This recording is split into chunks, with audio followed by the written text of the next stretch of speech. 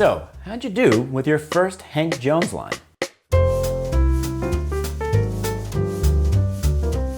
Easy, right? Well, today we're going to work on another line by Hank Jones, but this time it's going to be 8 measures long. And to make it easier for you, the first 4 measures will be the exact same line that we studied on our previous video.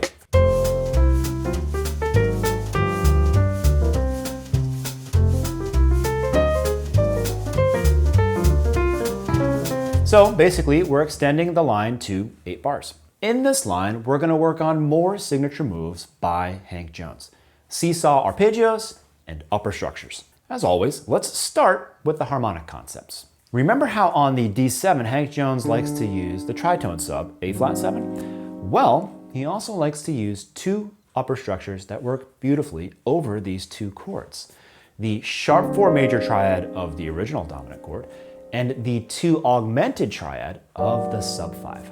So, if the original chord is D7, then the sharp 4 major triad is nothing more than the tritone sub major triad. So, over D7, he plays an A flat major triad. A flat is the tritone sub of D7, and the 2 augmented of A flat is B flat augmented. So, over A flat 7, we can play a B flat augmented chord arpeggio.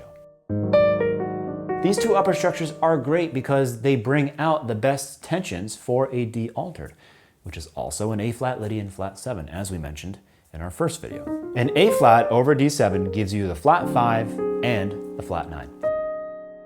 And a B flat augmented over A flat 7 gives you the best 2 tensions for a Lydian flat 7, the 9th and the sharp 11.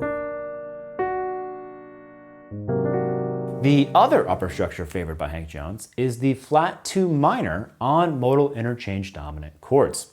So, in the last measure, he plays a D flat minor triad on top of C7.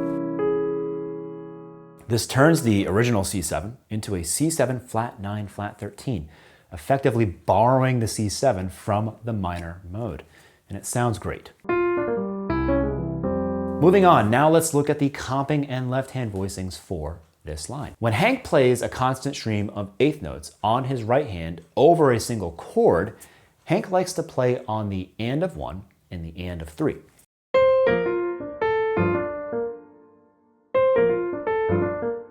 And favors 2-note voicings, either the 2 guide tones, the 3rd and the 7th, or the root plus 1 guide tone, root and 3rd or root and 7th.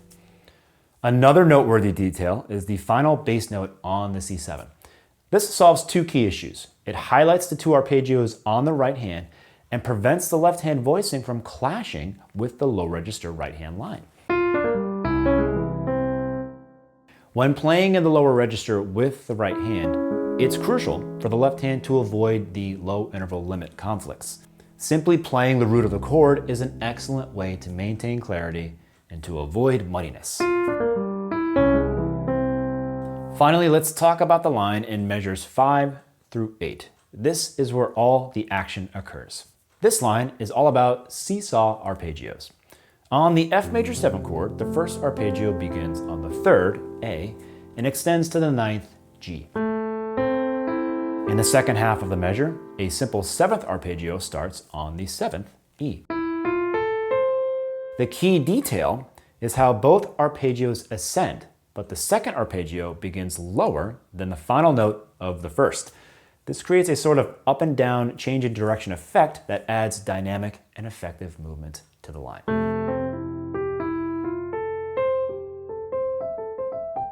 And if you look carefully, you'll see this seesaw arpeggio technique applied throughout. The formula is simple. If you're ascending, then bounce back down every 4 notes. If you're descending, then bounce back up every 4 notes.